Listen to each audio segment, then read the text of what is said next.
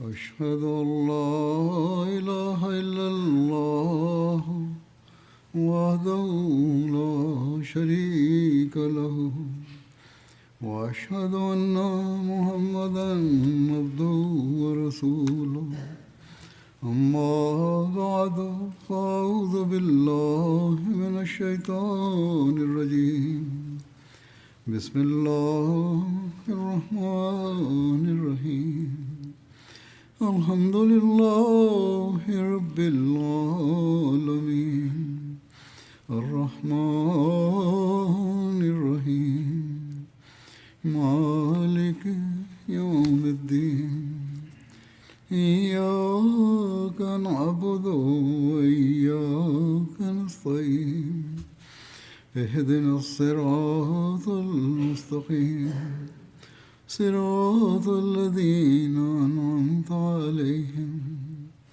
غير المغضوب عليهم ولا الضالين.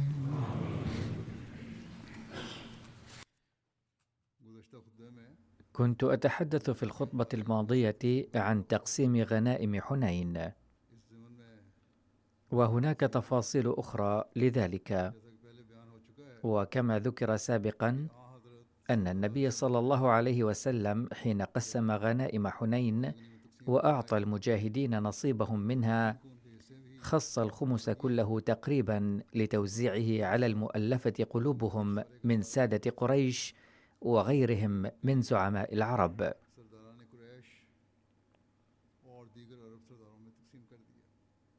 فأعطى بعضهم 100 من الإبل وبعضهم 50.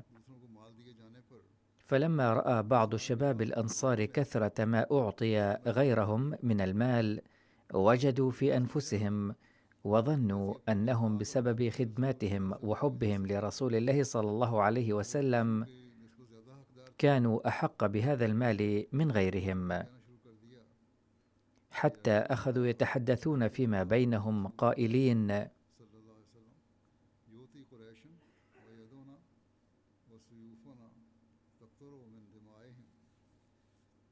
يغفر الله لرسول الله صلى الله عليه وسلم، يعطي قريشا ويدعنا وسيوفنا تقطر من دمائهم.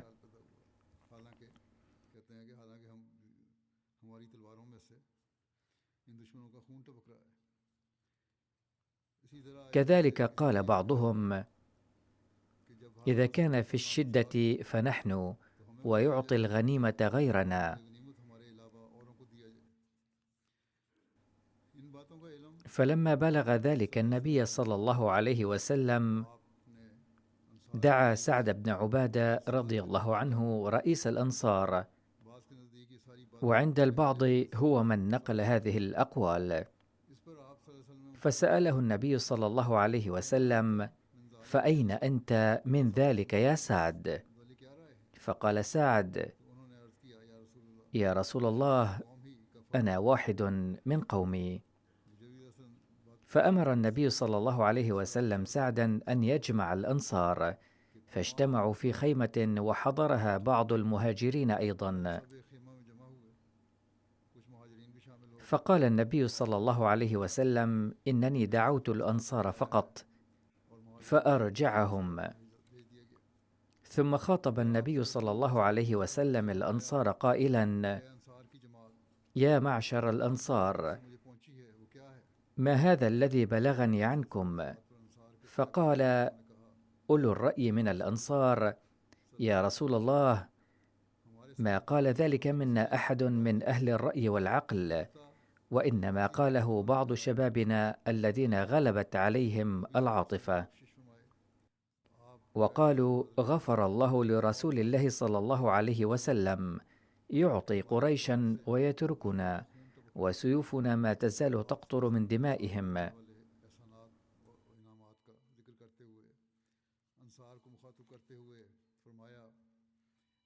فذكر النبي صلى الله عليه وسلم ما كان من فضله وإحسانه على الأنصار، ثم خاطبهم قائلا: يا معشر الأنصار، ألم أجدكم ضالين فهداكم الله بي، وكنتم متفرقين بعضكم لبعض عدو فألفكم الله بي، وكنتم عالة فأغناكم الله بي.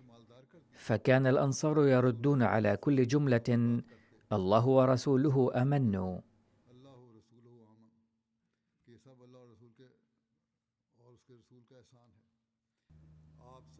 لما سمع رسول الله صلى الله عليه وسلم جواب الأنصار قال لهم: ألا تجيبونني؟ فقالوا: يا رسول الله، بماذا نجيبك؟ فقال: لو شئتم لقلتم ولصدقتم ولصدقتم، أتيتنا مكذبا فصدقناك، ومخذولا فنصرناك، ومطرودا فآويناك، وعائلا فواسيناك.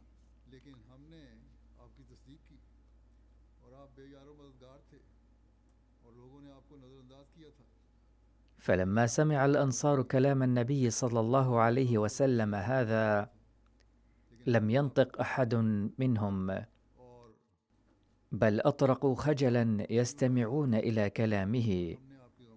وأوضح النبي صلى الله عليه وسلم سبب إعطائه قريشا، فقال: أنتم قد سبقتم إلى الإسلام ورسخ الإيمان في قلوبكم، أما أكثر قريش فقد أسلموا حديثا يوم فتح مكة، بل كان فيهم من لم يدخل في الإسلام بعد، وهؤلاء الجدد أولى بالصلة والإكرام حتى يثبت الإسلام في قلوبهم، كما أن قريشا كانوا أحق بالعطاء أيضا لما أصابهم من خسائر في الحروب الكثيرة، فأردت أن أواسيهم ليطمئنوا للإسلام ويدخلوا فيه دخولا كاملا.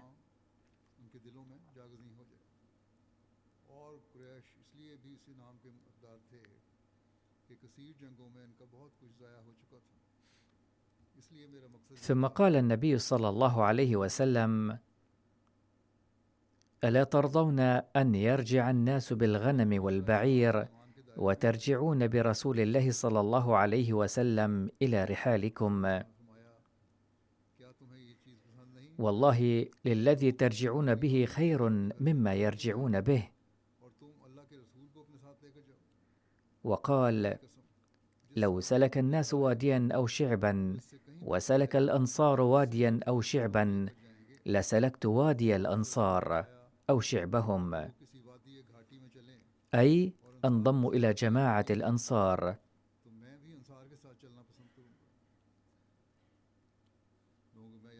الناس ثيابي الظاهرة والأنصار ثيابي الباطنة، أي كثوب الملتصق للجسد. ثم قال: يا معشر الأنصار، سترون بعدي أثرة عليكم، فاصبروا حتى تلقوني على الحوض، أي ستلقوني يوم القيامة ولكنكم لن تعطوا الإمامة.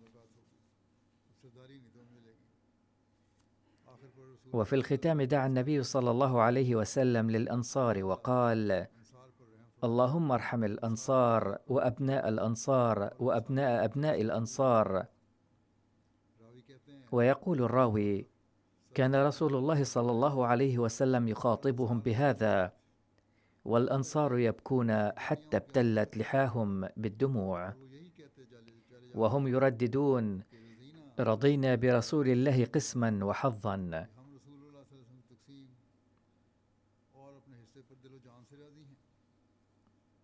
فأحيانا تكون لكلمة تقال بغير قصد نتائج بعيدة المدى. فعلى الرغم من أن شباب الأنصار أبدوا استياءهم من تقسيم النبي صلى الله عليه وسلم، ولم يفعل ذلك كلهم، إلا أن هذا القول كان له مدعاة لغضب الله ورسوله صلى الله عليه وسلم، مما جعل الأنصار يدفعون ثمنه إلى يومنا هذا. وفي هذا السياق يقول سيدنا المصلح الموعود رضي الله عنه: عندما فتح النبي صلى الله عليه وسلم مكة، جاء أهلها إليه وأعينهم لا تزال شاخصة إلى الدنيا لعدم معرفتهم بحقيقة الإيمان على وجه كامل. ثم في إحدى الغزوات حصل المسلمون على بعض أموال فقسمها النبي صلى الله عليه وسلم على أهل مكة، فقال شاب أنصاري في مجلس: سيوفنا تقطر دما. ووزع النبي صلى الله عليه وسلم الأموال على أقربائه. فلما علم النبي صلى الله عليه وسلم بذلك دعا أكابر الأنصار وسألهم عن هذا القول، فبكى الأنصار وقالوا: إن سفيها منا قاله. فقال النبي صلى الله عليه وسلم: كلا، يمكنكم أن تقولوا: آوينا محمدا صلى الله عليه وسلم حينما آواه أحد وأخرجه أهل مدينته، وحصلنا له على العزة والفتح فوزع الأموال على أقربائه. عندها بكى الأنصار بكاء مرا وقالوا: يا رسول الله صلى الله عليه وسلم، لا نقول هكذا. فقال: ويمكنكم أن تقولوا هذا الكلام بطريقة أخرى أيضا، أي أن الذي بعثه الله لهداية العالمين كان من مكة، لكن الله نقله إلى المدينة، ثم فتح الله له مكة بقوته وقدرته. كان أهل مكة يظنون حينذاك أن ما لهم سيعود إليهم، لكنهم ساقوا الغنم والبعير، وأهل المدينة أخذوا رسول الله صلى الله عليه وسلم إلى مدينتهم. ثم قال: لا شك أن هذه كلمة قالها ساذج، لكن بسببها لن تحصلوا على ملك الدنيا وستنالون ثواب خدمتكم عند حوض الكوثر. انظروا، لقد مرت 13 قرنا ويمضي الآن القرن 14، بل قد مضى، وكل أمة نالت الملك بفضل الإسلام، لكن لم يصبح أنصاري ملكا. فأحيانا كلمة واحدة تسبب الخسارة للأمة بأكملها. ذكر المصلح الموعود هذه الواقعة في خطبته وأسدى للجماعة نصيحة لا تزال مهمة لنا إلى اليوم كما كانت في ذلك الوقت. فقال أن الذين يقدمون التضحيات للحصول على منصب أو مال وما شابههما يجب ألا يلبوا أبدا دعوتي، أي دعوة خليفة الوقت للتضحية، بل فليتقدم فقط أولئك الذين يضحون لوجه الله.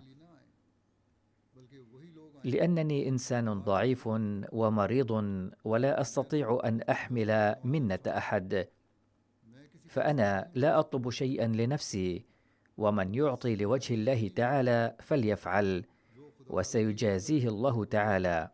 فيجب التوكل على الله تعالى، فإذا شاء الله جزى المضحين في هذه الدنيا، وإن شاء جازاهم في الآخرة.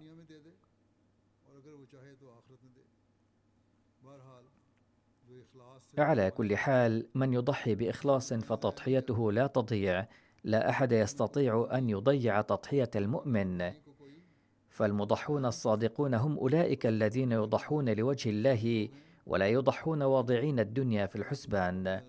لذا يجب دائما مراعاة رضا الله تعالى عند التضحية وعند الحصول على المناصب، وحينها فقط سيكون المضحون من الفائزين بنعم الله على وجه الحقيقة. عند بلوغ سن معينة تنشأ في أفراد الجماعة أيضا فكرة أن لدينا خبرة كبيرة وقمنا بأعمال كثيرة، فيجب أن نعطى مكافأة عليها، ولكننا لا نعطاها. فليفكر مثل هؤلاء الناس: هل يهدفون إلى المكافأة الدنيوية فقط، أم يريدون أن يرثوا نعم الله تعالى؟ سيبدأ اليوم اجتماع مجلس أنصار الله في بريطانيا، وأقول لأعضاء المجلس بهذا الشأن أن في هذا العمر تخطر ببال الإنسان مثل هذه الأفكار بعد أن يكسب خبرة كافية.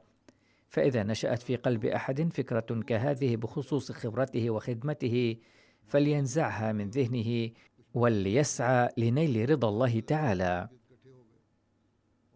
وفي هذا السياق ذكر عدم صبر البدو أيضا، ففي أثناء توزيع الغنائم اجتمع بعض البدو حول النبي صلى الله عليه وسلم وأخذوا يطالبون بالمال، وبسبب ازدحامهم علقت رداء النبي صلى الله عليه وسلم بشجيرة شائكة، وحدث بعض التدافع، فقال النبي صلى الله عليه وسلم: ردوا علي ردائي، ثم أشار إلى الشجرة الشائكة وقال: لو كان عندي من الإبل بعدد هذه الشوك لقسمتها بينكم، وما وجدتموني بخيلا ولا كذابا ولا جبانا.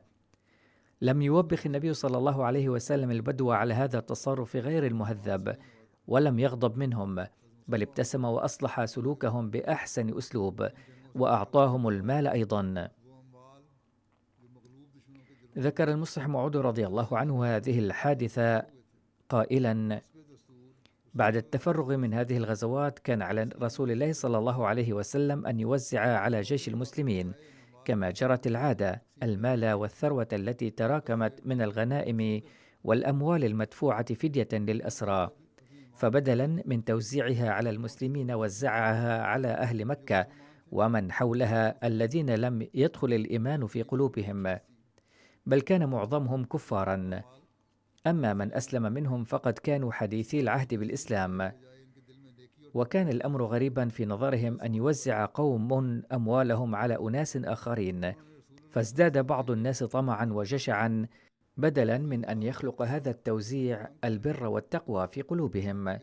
وتجمع بعض الناس حول النبي صلى الله عليه وسلم وأزعجوه بكثرة طلباتهم، لدرجة بدأوا بالتدافع حتى أوصلوه إلى شجرة، وبدأ أحدهم يجر بردائه من أعلى كتفه حتى شعر بالاختناق، فقال: أيها الناس، لو بقي عندي شيء من المال لأعطيتكموه أيضا، ولن تجدوني بخيلا ولا جبانا. ثم قام إلى ناقته فأخذ من سنامها وبرة ثم رفعها فقال: أيها الناس، والله ما لي من فيئكم ولا هذه الوبرة إلا خمس الذي هو حصة الحكومة وفق قانون العرب، والخمس أيضا لا أنفقه على نفسي، بل هو ينفق على مصالحكم العامة.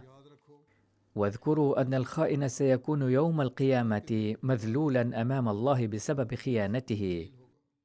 يقول الناس إن محمدا رسول الله صلى الله عليه وسلم كان يطمح إلى الملك، فهل هكذا تكون علاقة الملوك بالعامة؟ هل يملك أحد الجرأة ليدفع ملكا ويزاحمه بهذه الطريقة، أو يضع حبلا حول عنقه ويخنقه؟ من غير رسل الله يمكنه أن يظهر مثل هذا النموذج؟ ولكن على الرغم من توزيعه كل هذه الأموال على الفقراء والمحتاجين، كان هناك أناس قساة القلوب لا يزالون يرون أن تقسيم رسول الله صلى الله عليه وسلم لم يكن عادلا. كان من منهج النبي صلى الله عليه وسلم العام في توزيع الغنائم أن يفصل الخمس ويوزعه أو ينفقه حسب ما يراه مناسبا، بينما يقسم الباقي بين المشاركين في القتال، حيث كان للراجل نصيب يختلف عن نصيب الراكب. لكن في غزوة حنين، عندما أثار بعض الأنصار اعتراضا أو تساؤلا بأن النبي صلى الله عليه وسلم لم يعطهم شيئا وبدلا منهم أعطى كل شيء للآخرين، نشأ هناك السؤال: هل لم يعطي النبي صلى الله عليه وسلم المشاركين في الغزوة شيئا من الغنائم، أم أعطاهم حصصهم فقط وقسم الباقي على الآخرين؟ على أي حال، يقول فريقنا للبحث والتحقيق في هذا الأمر: طالعنا أمهات كتب التاريخ والسيرة الموثوق بها، ولم نجد في إحداها إجابة واضحة لهذا السؤال. لكن من دراسة هذه المصادر يمكن استنتاج النقاط التالية: يبدو أن النبي صلى الله عليه وسلم أعطى جميع المشاركين في الغزوة حصصهم، حيث كان نصيب كل فرد 4 جمال أو 40 شاة، كما أعطى الفرسان حصصهم. ثانيا، هناك إشارة إلى أن النبي صلى الله عليه وسلم أعطى الناس أموالا من الخمس لتأليف القلوب. ثالثا، لكن هناك احتمال آخر، وهو أن النبي صلى الله عليه وسلم لم يوزع الغنائم على المشاركين في الغزوة وفق المنهج العام، بل قسم جميع الغنائم على الآخرين لتأليف قلوبهم، وهذا الاحتمال مدعوم ببعض الروايات المتفرقة في كتب التاريخ والسيرة. ويؤيد هذا الرأي قول المصلح الموعود رضي الله عنه ضمن مقتبس ذكر قبل قليل، يقول حضرته: بعد الانتهاء من هذه الغزوات كان من المفترض أن تقسم الأموال التي جمعت مما أغرم به الأعداء المهزومين وما ترك في ساحة المعركة بين الجيش الإسلامي حسب العادة، لكن في هذه المناسبة بدلاً من توزيع هذه الأموال على المسلمين قسمها النبي صلى الله عليه وسلم بين أهل مكة ومن حولهم. ورد في بعض الروايات أنه خلال توزيع الغنائم أتى النبي صلى الله عليه وسلم أعرابي فقال: يا محمد صلى الله عليه وسلم، ألا تنجز لي ما وعدتني؟ فقال له رسول الله صلى الله عليه وسلم: أبشر. فقال: قد أكثرت علي من أبشر، أي لم تعطني شيئا غير أنك تكرر هذا القول. استاء النبي صلى الله عليه وسلم كثيرا من ردة فعله، فأعرض بوجهه الشريف عنه، وكان أبو موسى الأشعري وبلال رضي الله عنهما واقفين هناك، فالتفت إليهما وقال: رد هذا البشرى، فاقبلا أنتما. فقالا: قبلنا يا رسول الله صلى الله عليه وسلم. ثم دعا بقدح فيه ماء فغسل يديه ووجهه فيه، ثم ناول هذا الماء لأبي موسى الأشعري وبلال وقال: اشربا منه وأفرغا على وجوهكما ونحوركما وأبشرا. فأخذا القدح ففعلا. وهنا يظهر مشهد عجيب وجدير بالاقتباط به، كما أنه يوضح إخلاص أزواج النبي صلى الله عليه وسلم الطاهرات وتعلقهن بالبركة من ذاته الشريفة. فقد ذكر أن أم المؤمنين السيدة أم سلمة رضي الله عنها كانت في خيمة قريبة، ويبدو أن هذا الحدث قد وقع بالقرب من خيمتها، فنادت أم سلمة الصحابيين المذكورين أي بلال وأبي موسى من وراء الستر أن أفضلا لأمكما، فأفضلا لها منه طائفة من القدح.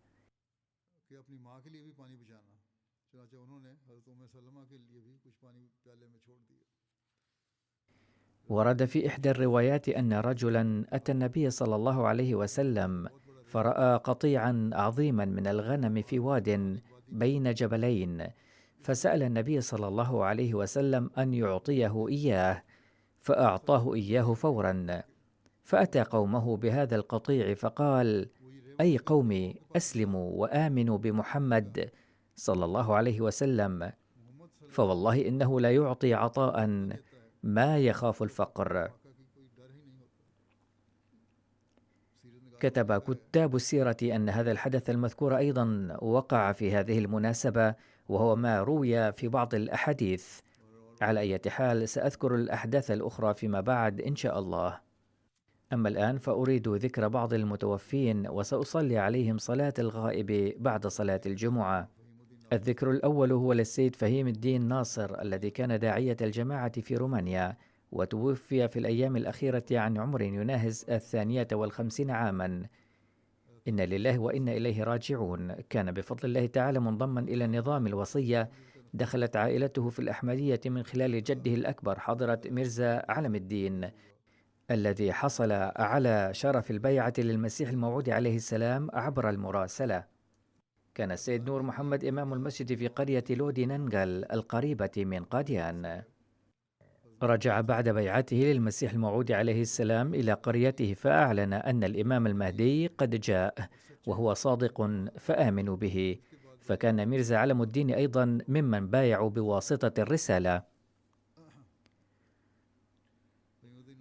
لقد تخرج المرحوم فهيم الدين ناصر من الجامعة الأحمدية في عام 1996، فعين في شتى الأماكن في باكستان، ثم تخصص في تفسير القرآن. وفي عام 2006 أرسل إلى رومانيا وخدم الجماعة هناك حتى الوفاة.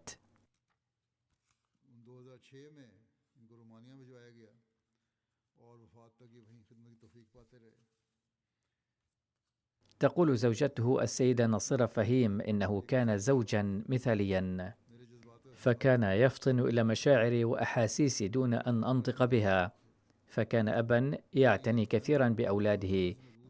فمن أبرز جوانب حياته علاقته القوية بالله والتوكل عليه وعبادته والدعاء والصبر ورحابة الصدر والحكمة والتحمل والشوق لخدمة الدين والاهتمام بأداء واجباته وإنجاز كل عمل في موعده.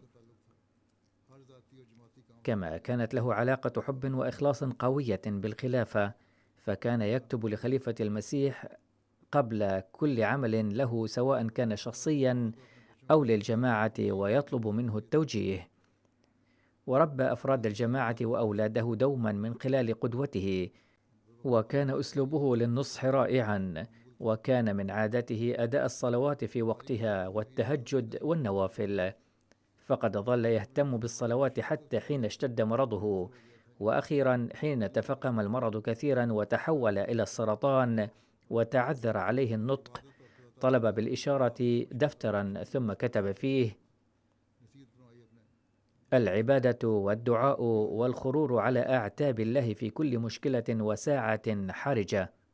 فقد نصح زوجته وأولاده ألا يتركوا أعتاب الله مهما يكن من أمر، ونصحهم دوما أن يسألوا الله وحده، وأن ينشئوا العلاقة الحية بالله وإياه يصادقوا، فلن يخذلهم في أي مشكلة.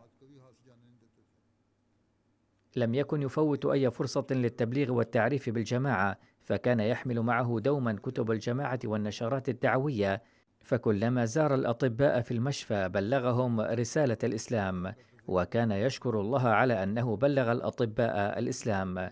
لم تكن الابتسامة ترافق وجهه، فكان اجتماعيا، فكان كل من يقابله يحبه لطبعه. حين سمع جيران مركز الجماعة من الرومان خبر وفاته صدموا وقدموا التعازي دامعي العيون، فقد ظل ينجز مهامه الموكلة إليه بانتظام حتى في مرضه، فقد كتب رسائل ورد على رسالة فورية بإيميل حتى قبل يومين من وفاته، حين كانت صحته قد تدهورت كثيرا، وكان يتعذر عليه التنفس والأكل والشرب.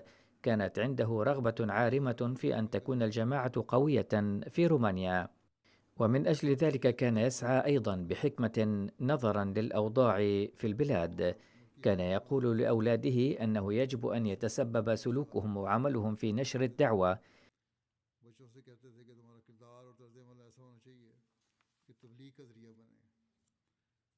كان يريد أن يكمل الترجمة الرومانية للقرآن الكريم، فقد ترجم جزءا ونصف تقريبا، ولم يستطع أكثر من ذلك بسبب الأعمال الأخرى. كما كان يترجم كتب سيدنا المسيح الموعود عليه السلام.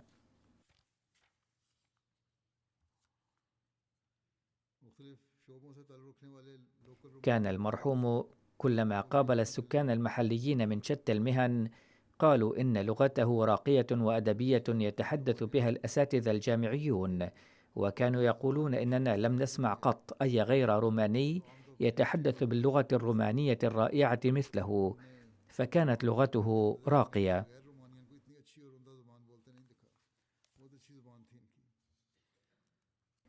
تقول والدة المرحوم السيدة صفية بيغم: كان جد المرحوم وجدته من أمه كلاهما من صحابة المسيح الموعود عليه السلام.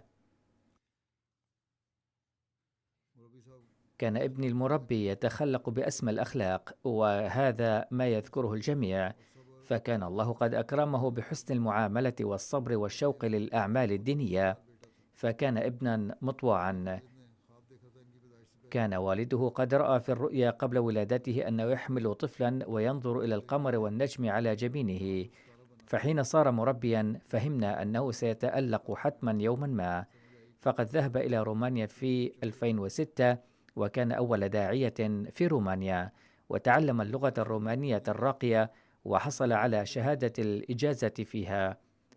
أحرز إنجازات للجماعة حيث سجل الجماعة هناك وأقام مركز الجماعة. لم يكن يجلس مرتاحا قبل أن ينجز عمل كل يوم فيه.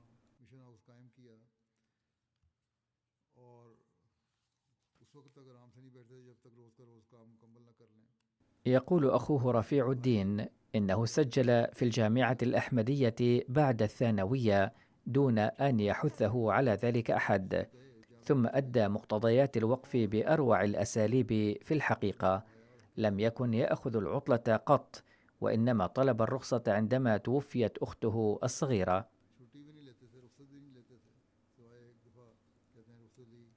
يقول ابن المرحوم ميرزا لبيد أحمد: حين سجلت في كلية الطب واجهت المشاكل، وكنت أخاف ألا أتمكن من إكمال دراسة الطب، وكان والدي كل يوم يتصل بي ويطمئنني ويشجعني وينصحني بالصلاة على النبي صلى الله عليه وسلم والتهجد والدعاء والاجتهاد، فقد قوى عزيمتي كثيرا. يقول ابنه الثاني دانش: كل من سمع خبر وفاته بكى، وقال إنه كان رجلا صالحا ورعا، حتى لو كان قد لقيه مرة واحدة فقط، فكان شفيقا جدا. يقول الداعية الأحمدي في لاتفيا إن المرحوم كان مجتهدا جدا ودمث الأخلاق، كان تواضعه وبساطته يحببه إلى كل إنسان، كان يتمتع بنوع خاص من الحماس، كان دوما باسم الثغر، كان يقيم في بلده رومانيا طلاب أجانب كثر، فكان يشفق عليهم ويلاطفهم. يقول تصوير جويد الذي كان يدرس الطب هناك والآن صار طبيبا: إن المرحوم كان يأتي الطلاب الأحمديين في الكليات والجامعات بقطع مسافات طويلة بالقطار أو الباص لتربيتهم الروحانية، فكان يهتم كثيرا بتوفير أموال الجماعة، حتى كان صنع بنفسه منبرا من كرتونات وأشياء أخرى ليوفر أموال الجماعة.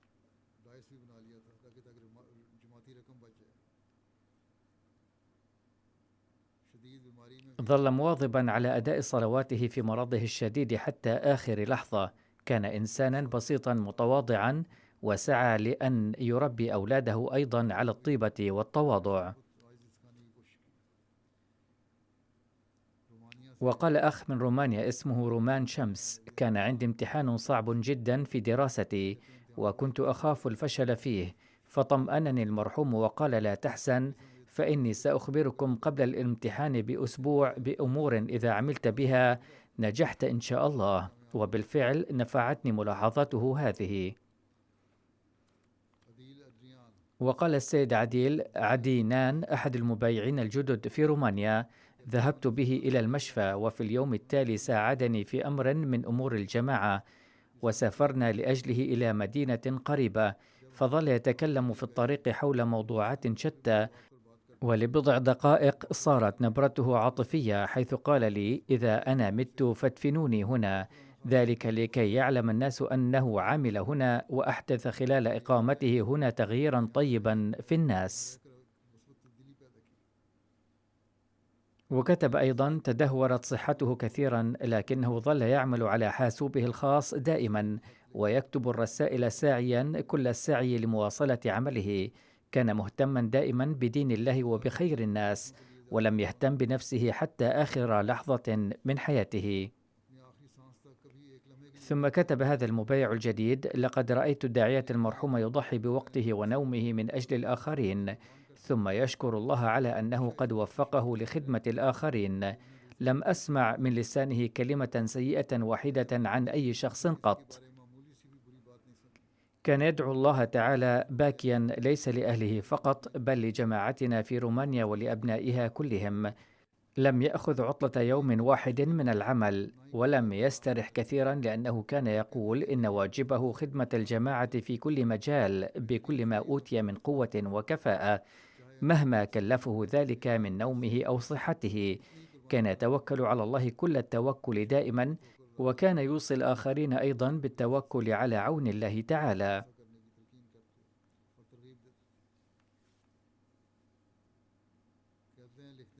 ويتابع هذا المبايع الجديد ويقول: لم يكن بالنسبة لي داعية فحسب، بل كان لي بمنزلة الوالد ونعم المرشد والصديق الحميم.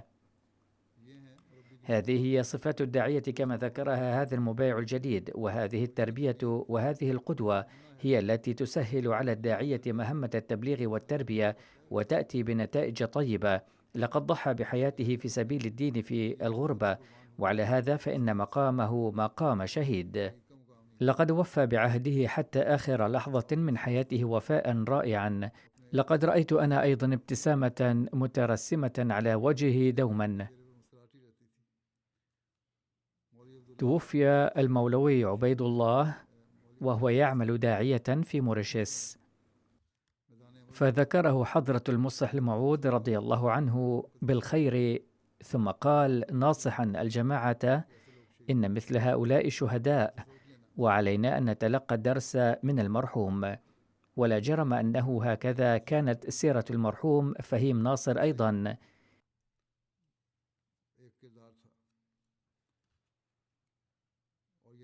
إن في قدوته درسا خاصة للذين نذروا حياتهم في سبيل الله. رفع الله درجات المرحوم وألهم زوجته وأولاده ووالدته كلهم الصبر والسلوان. والذكر الثاني هو للمرحوم عبد العليم فاروقي، ابن عبد الرشيد فاروقي من كندا، حيث توفي قبل أيام. إنا لله وإنا إليه راجعون. كان منخرطا في نظام الوصية. أما وفاته فتفصيلها أن 3 من اللصوص المسلحين اقتحموا بيته وهو نائم في غرفته، وزوجته و3 من أولاده في الطابق الأرضي، وابنه في غرفته. فانتزع اللصوص هواتفهم جميعا، واستيقظ المرحوم بسماع الضجة، فدخل أحد اللصوص غرفته، فأراد المرحوم تخويفه، فضربه اللص على أنفه وكتفه وهرب. فهم المرحوم بالذهاب إلى غرفة ابنه، فأطلق أحد اللصوص الواقفين عند السلم رصاصتين أصابته إحداهما قريبا من قلبه وخرجت من جسده، فمات في مكانه. إنا لله وإنا إليه راجعون. كان المرحوم ابن حفيد حضرة المولوي قدرة الله السنوري وحضرة المولوي محمد حسين الصحابيين لسيدنا المسيح الموعود عليه السلام. كان عضوا نشطا في الجماعة، مواظبا على الصلوات ال5 وصلاة التهجد، وداعيا إلى الله متحمسا. خدم الجماعة كسكرتير التبليغ في منطقته، وكان رئيس منطقته عند الوفاة. ترك وراءه زوجته وابنا و3 بنات.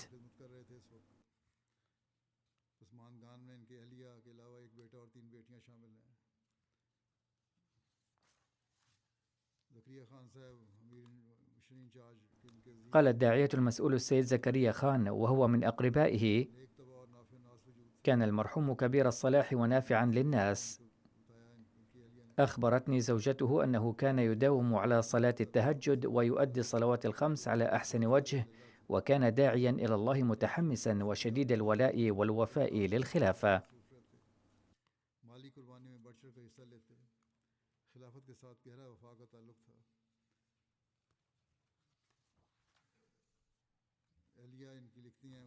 وكتبت زوجة المرحوم السيدة مريم: كان زوجا مثاليا، لقد تعلمت منه كثيرا في حياتي.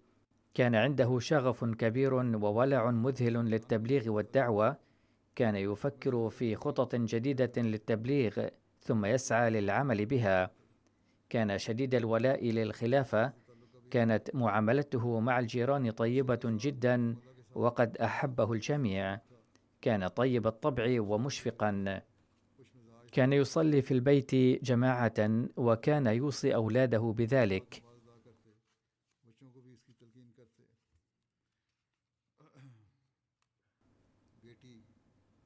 تقول ابنته العزيزة عظمى: كان يهتم بالأمور الصغيرة مثل الحاجات الكبيرة.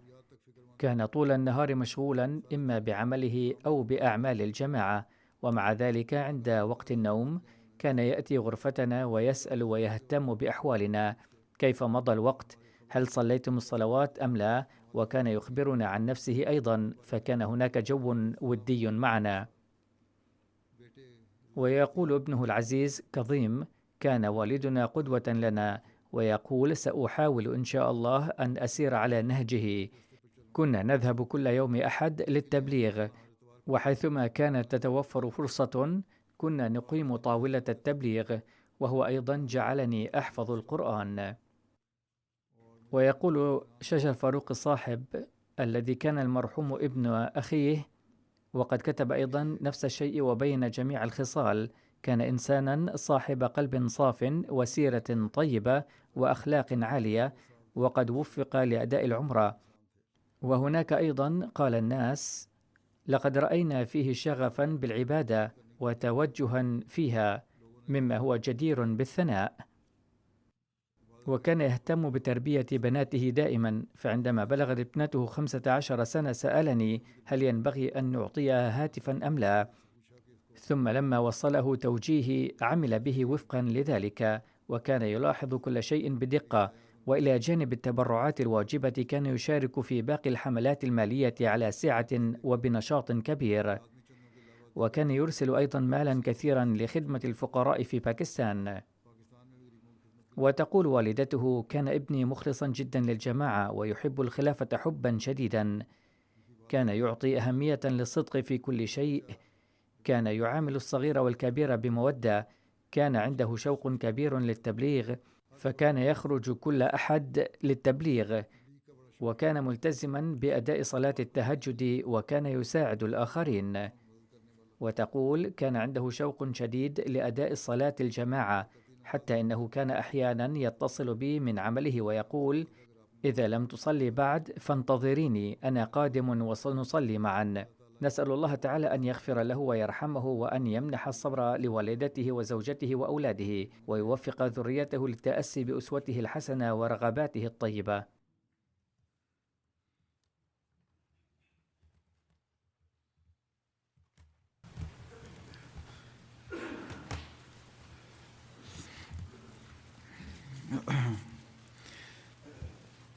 الحمد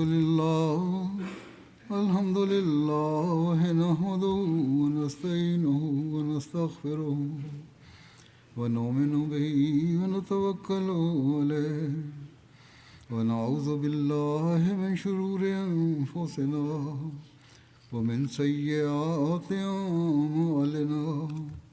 من يهده الله فلا مضل له ومن يضلل فلا هادي له.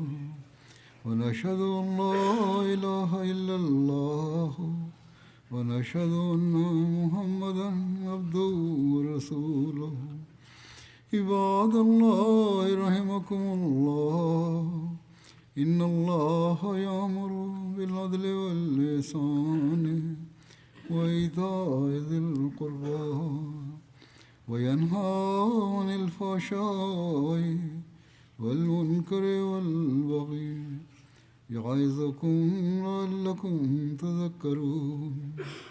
اذكروا الله يذكركم وادعوه يستجب لكم ولذكر الله أكبر.